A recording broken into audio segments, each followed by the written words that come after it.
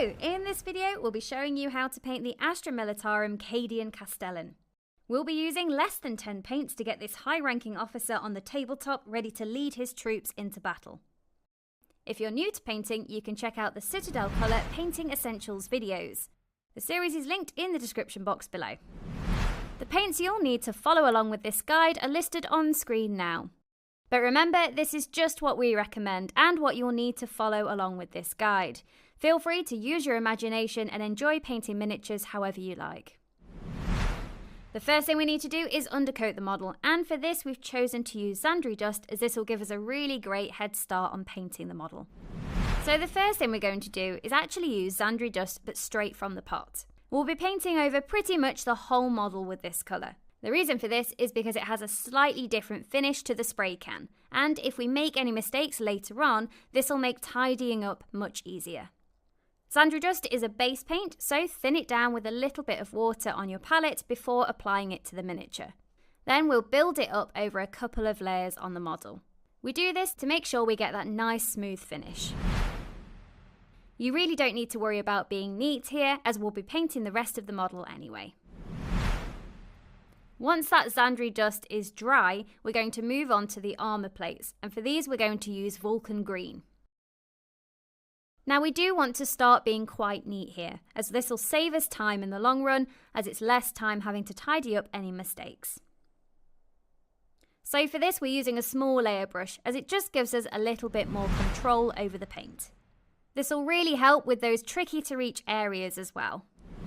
The next thing we're going to do is use Screamer Pink to pick out the cloth. Just like you did before, thin it down with a touch of water and build it up on the miniature with a couple of layers. You might find this looks a little bit vibrant at the moment, but don't worry, we'll be applying a shade over it soon and it will really tie the whole model together. And once that stage is complete, we're going to move on to painting the black areas with Abaddon Black.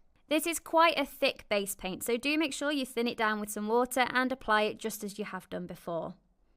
There are quite a lot of little areas to pick out in black, and if you're ever unsure where to place certain colours, you can just refer back to the box art.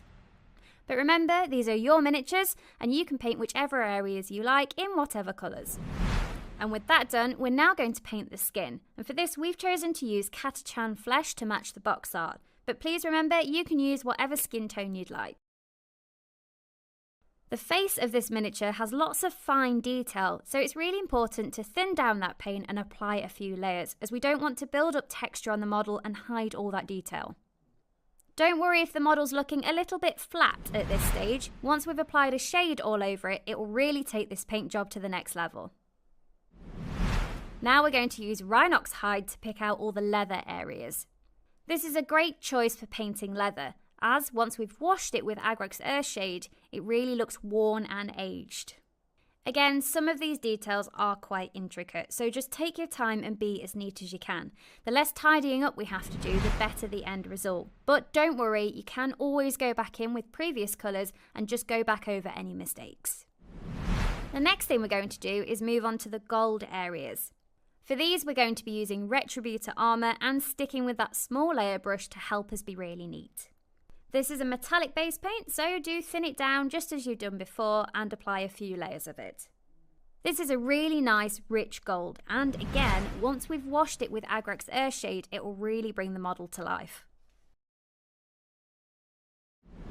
Once the gold's done, we're going to move on to the silver, and for these areas, we're going to use Iron Hand Steel.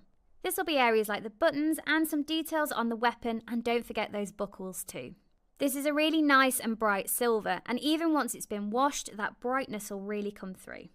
Once you've finished using metallic paints, it's always a good idea to change your paint water. This will just stop any of those metallic flakes getting into your non-metallic paints and making them shiny. And once that's finished, we've actually got all of our base coats on the model, so we're ready to move on to the final couple of stages. Now it's time to shade the model, and for this we're going to be using Agrax Earthshade. We're actually going to be using this in two different ways, the first of which is to thin it down with a little bit of water. What this will do is give us a more subtle effect on the model, which is great for going over those really light areas. We'll be using this over the Xandri Dust, Vulcan Green and Screamer Pink areas, as applying it straight from the pot would just be too strong and might result in an inconsistent finish. Then we're going to take it straight from the pot for the metallics, leather and skin. If you ever find a shade pooling too much in the recesses, just clean off your brush and use that to soak up any excess. The final stage of this guide is to apply an edge highlight of a Shabti bone.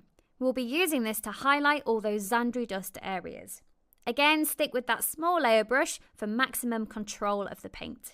You'll need to slightly thin down the paint just as you've done before and make sure that you've got a really good point on your brush. And where you can, use the edge of your brush along the hard edges of the miniature. This will give you a really quick and easy highlight.